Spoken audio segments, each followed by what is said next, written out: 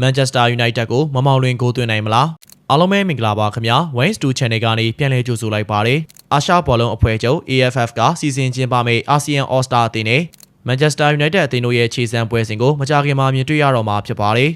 အဆိုပါပွဲစဉ်ကိုမလေးရှားနိုင်ငံကွာလာလမ်ပူမြို့ဘူတက်ဂျလေးစတေဒီယမ်မှာကျင်းပသွားမှာဖြစ်ပြီးအာရှဘောလုံးအဖွဲ့ချုပ်အနေနဲ့ ASEAN All Star အသင်းလူစီရင်ကိုလည်းထုတ်ပြန်ကြေညာခဲ့ပြီးဖြစ်ပါတယ်ASEAN All Star အသင်းလူစီရင်မှာအာဆီယံဒေသတဝန်းကနာမည်ကျော်ကစားသမားတွေပါဝင်ခဲ့တာဖြစ်ပြီးမြန်မာလက်ရွေးစင်အသင်းကောင်ဆောင်တိုက်စစ်မှုမမောင်လင်းလည်းပါဝင်လာခဲ့တာဖြစ်ပါတယ်မြန်မာဘောလုံးပရိသတ်တွေအနေနဲ့အတိုင်းမသိပျော်ရွှင်နေကြပြီးဒီလိုရွေးချယ်ခံရမှုကမြန်မာဘောလုံးသမိုင်းမှာမမောင်လင်းတယောက်သာရရှိထားနိုင်တဲ့သမိုင်းဝင်စံချိန်တစ်ခုအဖြစ်တည်ရှိနေတော့မှာဖြစ်ပါတယ်မမောင်လင်းကစမ်းဆောင်ရည်မြင့်ကစားသမားတစ်ယောက်ဖြစ်ပြီးစိတ်ဓာတ်ပြင်းထန်တဲ့ကစားသမားတစ်ယောက်ဖြစ်ပါတယ်ခန္ဓာကိုယ်အရက်မောင်းကောင်းမွန်ပြီးလျင်မြန်ဖြတ်လက်မှုတွေနဲ့အတူနေစနစ်ကောင်းမွန်တဲ့ကစားသမားတစ်ယောက်လည်းဖြစ်ပါတယ်အခုလက်ရှိအချိန်မှာထိုင်းပရီးမီးယားလိဂ်ကလပ်လူဖွန်ဝါရီယာ FC မှာခြေစွမ်းပြကစားနေတာဖြစ်ပြီးအသင်းရဲ့အဓိကကစားသမားတဦးအဖြစ်သတ်မှတ်ခံထားရတာလည်းဖြစ်ပါတယ်2021ခုနှစ်မှာလူဖွန်ဝါရီယာအသင်းကိုစတင်ရောက်ရှိလာခဲ့တာဖြစ်ပြီး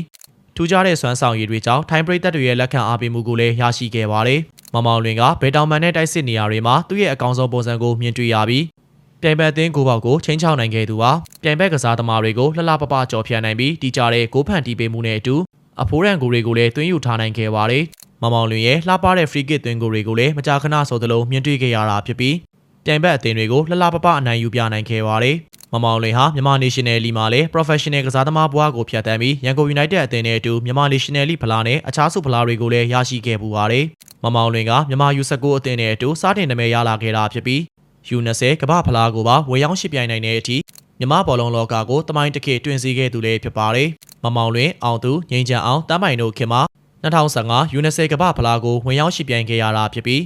မြန်မာကုံဆောင်ကစားသမားတွေလည်းဖြစ်ကြပါတယ်ယခုလက်ရှိမျိုးလိုင်ဝင်းကင်တွင်နေတဲ့မြန်မာလက်ရွေးစင်အသင်းမှာလည်းမမောင်လွင်ကအသင်းကောင်းဆောင်နေရာကနေမြန်မာအသင်းကိုဦးဆောင်လမ်းပြနေတာဖြစ်ပြီးအကောင်းဆုံးခြေစွမ်းအနေနဲ့အတူအဖိုးရန်ကိုတွေကိုလည်းတွင်းယူပေးနေတာပဲဖြစ်ပါတယ်မြန်မာဘောလုံးပရိသတ်တွေရဲ့မျှော်လင့်ချက်တွေကိုပြန်လည်တည်ဆောင်လာနိုင်ပေးဖို့စိတ်အားထက်သန်နေသူတယောက်ဖြစ်ပြီးထိပ်တန်းခြေစွမ်းတွေပိုင်ဆိုင်ထားနိုင်ခြင်းကမြန်မာအသင်းအတွက်တော့စိန်ခေါ်မှုတွေကိုပြန်လည်ရင်ဆိုင်နိုင်မဲ့အားတစ်ခုပဲဖြစ်ပါတယ်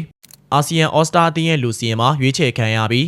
မန်ယူအသင်းနဲ့ခြေစမ်းပွဲကစားရတော့မှာဖြစ်တဲ့အတွက်မြန်မာဘောလုံးပရိသတ်တွေကဂုဏ်ယူဝင့်ကြွားစွာစောင့်မျှော်နေကြတာပဲဖြစ်ပါတယ်။အာဆီယံ All Star အသင်းမှာအရှေ့တောင်အာရှရဲ့နာမည်ကျော်ကစားသမားတွေပါဝင်နေတာဖြစ်ပြီး VNN နီးပြ Kim San Sik ကအာဆီယံ All Star အသင်းရဲ့နီးပြအဖြစ်တာဝန်ယူအုပ်ချုပ်သွားမှာဖြစ်ပါတယ်။ဘောလုံးပရိသတ်တွေရဲ့ခံမှန်းချက်အရဒီပွဲဟာကြီးလို့ကောင်းမဲ့ပွဲတစ်ပွဲလို့ပွဲအကျိုးသုံးသက်ချက်တွေရှိနေကြပြီးမမောင်လွင်ကိုအားပေးနေတဲ့မြန်မာဘောလုံးပရိသတ်တွေကမမောင်လွင်အနေနဲ့ Manchester United နဲ့ပွဲမှာအကောင်းဆုံးခြေစွမ်းပြပြီးဂိုးသွင်းယူနိုင်ဖို့ကိုမျှော်လင့်နေကြပါတယ်။အာရှကြားကြီးရဲ့အသင်းကောင်းဆောင်တစ်ယောက်အနေနဲ့ Manchester United နဲ့ပွဲမှာဘယ်လိုခြေစွမ်းတွေပြသသွားမလဲဆိုတာကိုတော့စောင့်ကြည့်ရမှာပဲဖြစ်ပါတယ်။